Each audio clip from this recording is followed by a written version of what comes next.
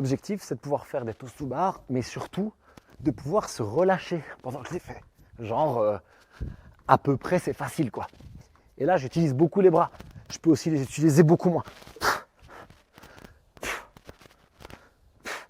Et quand je suis capable de faire des séries comme ça, tout en vous parlant, l'avantage, c'est que je vais pouvoir les mettre dans un WOD, mais même quand je serai fatigué.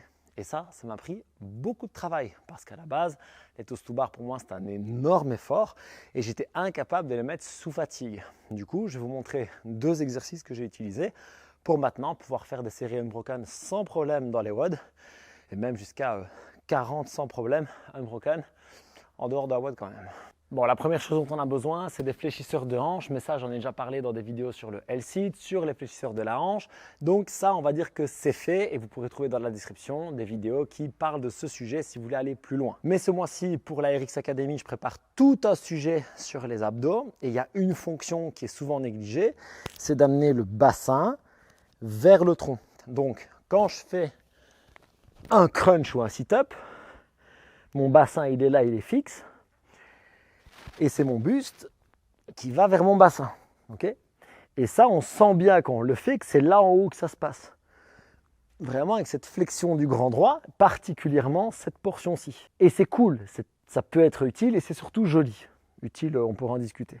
Mais par contre, cette fonction-là qui est de ramener le bassin vers le tronc, à partir du moment où c'est fait avec les abdos, eh bien non seulement ça peut vraiment tabasser les abdos et faire progresser au niveau esthétique, mais en plus, je monte à la cage, je vais progresser sur le fait d'enrouler le bassin facilement, tu vois. Parce que quand je suis là, je n'ai pas seulement monté mes jambes, j'ai aussi enroulé mon bassin vers mon buste. Un peu comme je te le montrais avant par terre. Je suis pas mal comme ça, non? J'envisage de tourner plus de vidéos dans cette position. Non, je déconne. Donc l'exercice, c'est ce qu'on appelle le reverse crunch, hein, puisque crunch, c'est ça. Et on va faire dans l'autre sens. Donc on va faire comme ça. Et je peux commencer simplement par des petites séries de 8 à 10 reps. À partir du moment où je m'entraîne à bien contrôler mon retour et surtout à ne pas lancer trop mes jambes. Regarde, si je fais ça, ben en fait j'ai tout fait avec le levier de mes jambes et mes abdos n'ont pas fait grand chose. Maintenant, quand ça devient facile, ce que je peux faire, mais attention, si j'ai pas mal au dos et si la première version est parfaitement contrôlée, ça va être d'aller jusqu'en bas avec les pieds et de faire la même chose. Cette fois-ci, je vais monter fléchisseur de hanche, abdos serrés, et de là, j'enroule. Hop.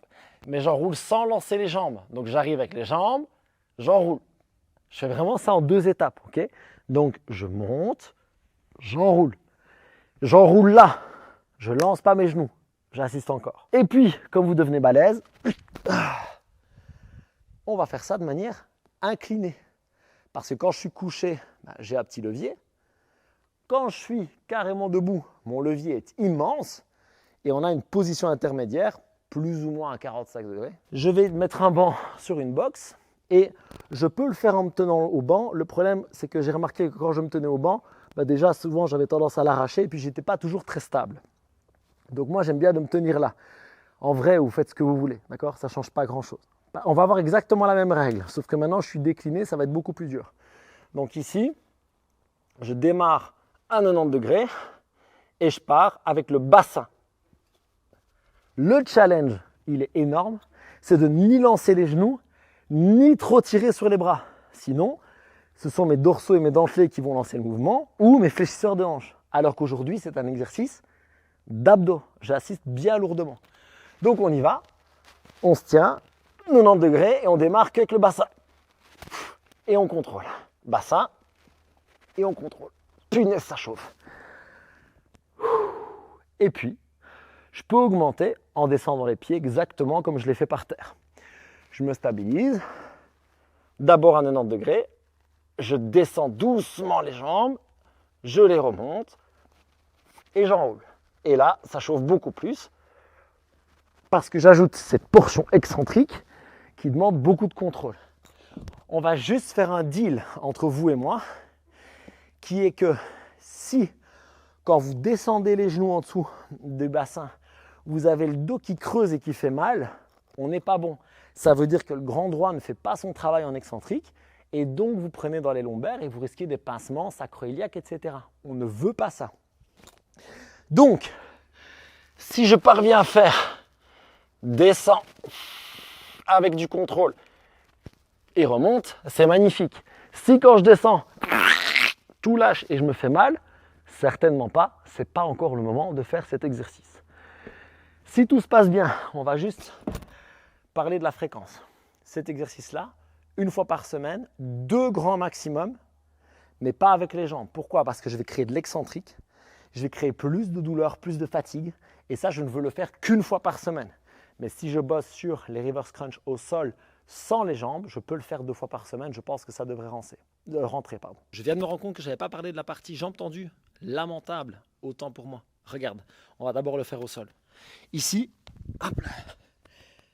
On peut aussi le faire jambes tendues, mais ça demande beaucoup de contrôle. Regarde, je vais faire le même enroulement du bassin, et puis l'excentrique, avec les abdos super gainés pour ne jamais creuser le dos sur celui-là. Je reviens et j'enroule.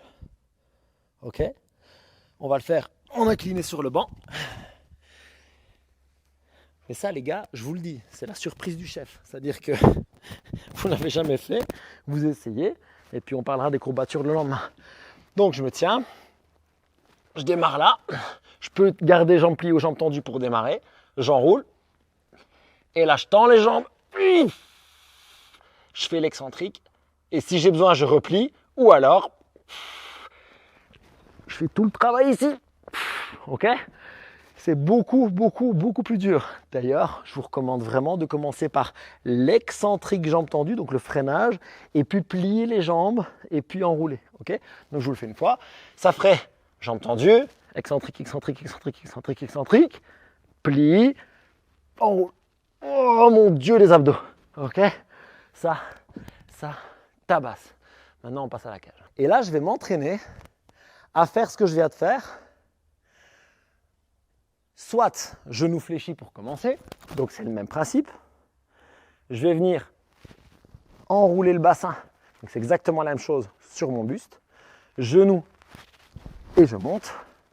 La version très intense, c'est de démarrer à 90 degrés et je fais pareil ici. Ça c'est très chaud.